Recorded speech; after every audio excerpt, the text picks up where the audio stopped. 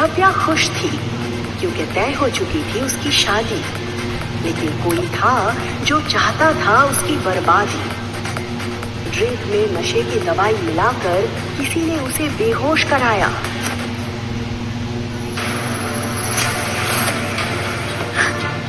ऋषि, उसे महसूस हुआ कि ऋषि की उंगलियां उसके बालों में घूम रही है। ऋषि, शादी से पहले प्लीज ये सब न। कुछ देर बाद उसकी आंखें पूरी तरह से बंद हो गई और वो कब सो गई उसे पता ही नहीं चला। अगली सुबह नव्या का सर इतना भारी था कि उसकी उठने की हिम्मत नहीं हो रही थी। अगले ही पल फिर से डोरबेल की आवाज आई।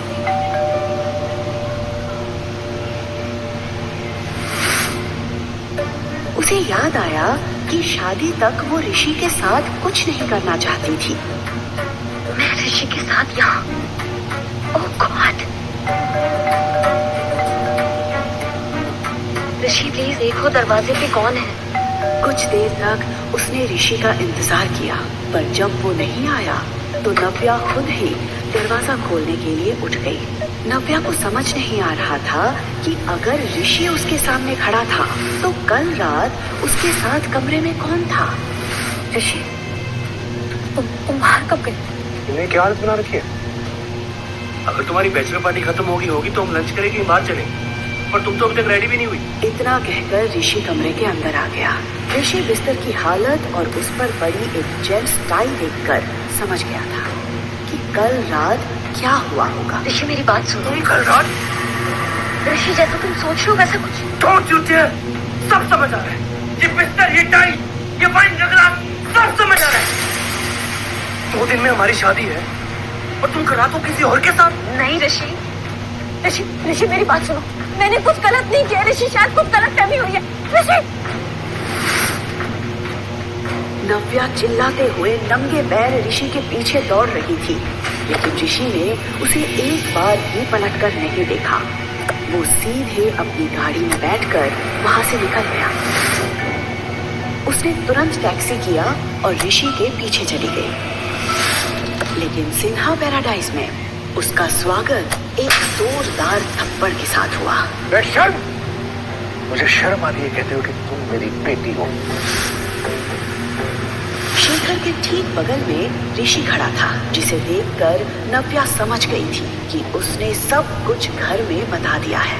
पापा, ये जो कुछ भी हुआ ना, इसमें मेरी कोई भी गलती नहीं है। तुम भी अपनी माँ की तरह ही निकली, शेमलेस।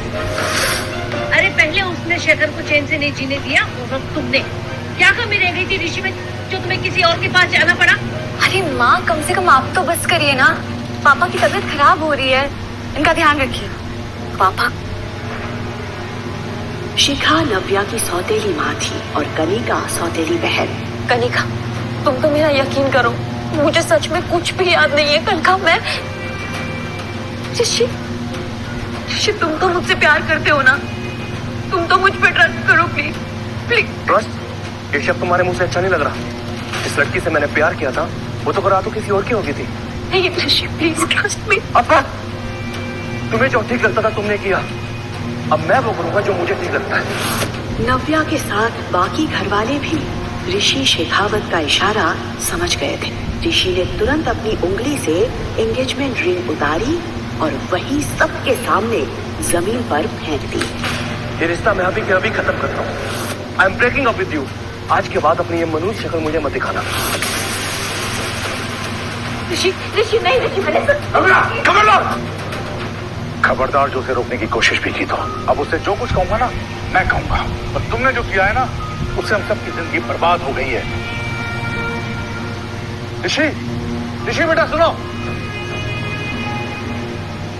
प्लीज मेरा यकीन करो, मुझे कुछ ध्यान नहीं आ रहा। मैं सच में, मुझे लगा कि मैं ऋषि के साथ थी। प्लीज प्लीज मेरा यकीन करो प्लीज।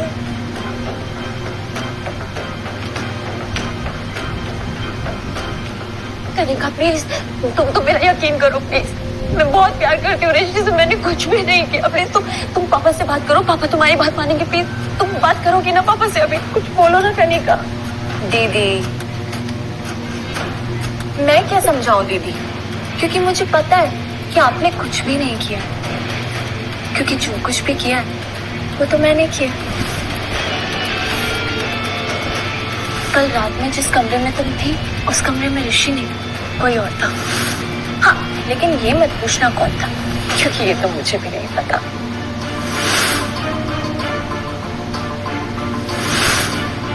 और मैंने ये सब इसलिए किया क्योंकि अगर कोई ऋषि से शादी करेगा तो वो मैं होंगी। मैं ऐसा सोच भी कैसे सकती हूँ? मैं ऐसा सोच ही नहीं सकती, कर भी सकती हूँ। और देखो, मैंने ऋषि को तुमसे हमेशा हमेशा के लिए अलग कर दिया। अब वो जिंदगी भर कुंवारा रह जाएगा, लेकिन तुम्हारी तरह दोबारा पलट के कभी नहीं देखेगा। बचपन से तुमसे मैं नफरत करती हूँ और हमेशा तुमसे जीतती आई हूँ।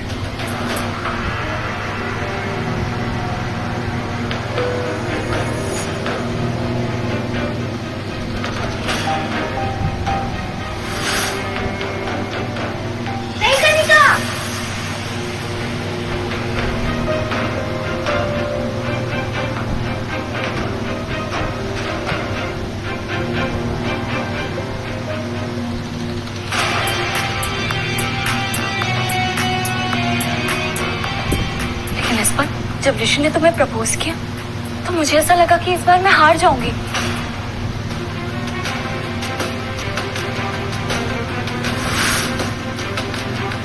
Miss Navya, will you marry me?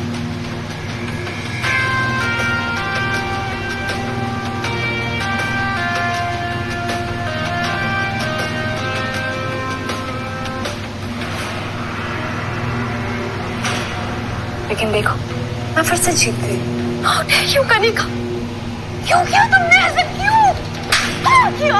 क्यों किया तुमने ऐसे? तुम्हारी हिम्मत कैसे हुई मेरी बेटी को छूने की? पापा, ये सब कुछ कनिका ने किया है। कनिका ने मुझे फंसाया। चुप! एकदम चुप! अब एक शब्द और नहीं। देख रहे हो अपनी बेटी की हरकतें? एक तो शेखावत परिवार के सामने हमारी इतनी इंसल्ट करवाई, ऊपर से माफी मांगने की जगह मेरी बेटी को मारने चली है। निकल जाओ अभी मेरी इस घर से। सिन्हा परिवार से तुम्हारा कोई रिश्ता नहीं। पापा, और मेरी सिर्फ एक ही बेटी है, कनिका। शिखा, मुझे कुछ पैसे दे देना।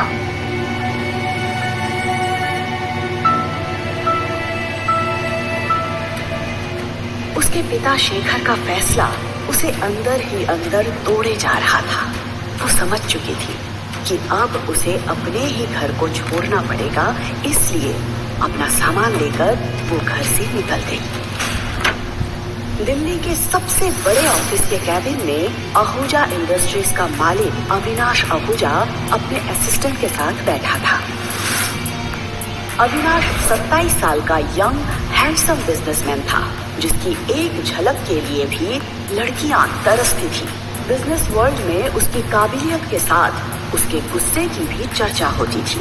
मतलब शशांक, तुम ये कहना चाहते हो कि कल रात में किसी लड़की के साथ था और तुम्हारे पास उसके बारे में कोई इन्फॉर्मेशन नहीं है? सर, बहुत बड़ा ट्रैप था। Are you out of your mind, Shashank? Sorry sir, हमने बहुत कोशिश की बट लड़की का चेहरा नहीं दिख पाया। एक्चुअली सीसीटीवी सारे सामने से बंद थे, फिर ये दिखाई दिया कि एक लड़की ने दूसरी लड़की को अपने कमरे में भेजा था। अविनाश सीसीटीवी वीडियो देखकर शॉक्ड था। शशांक, इस ऑर्डर के सारे एविडेंस बता दो। किसी को नहीं पता चलना चाहिए कि मैं कल रात किसी लड़की के साथ था। अगर ये बात मीडिया तक पहुंची तो मेरी रेपुटेशन भी ठीक नहीं हुआ।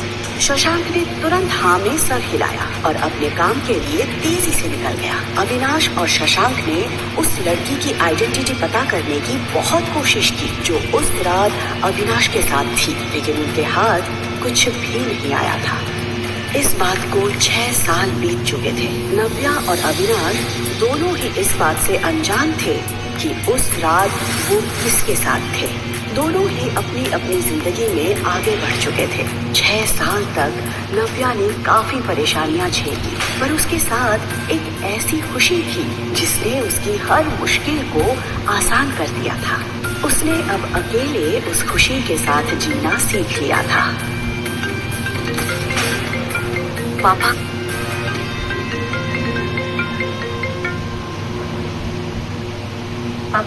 नव्या, तुम्हें चंडीगढ़ आना है। प्लीज जल्द से जल्द टिकट कराओ।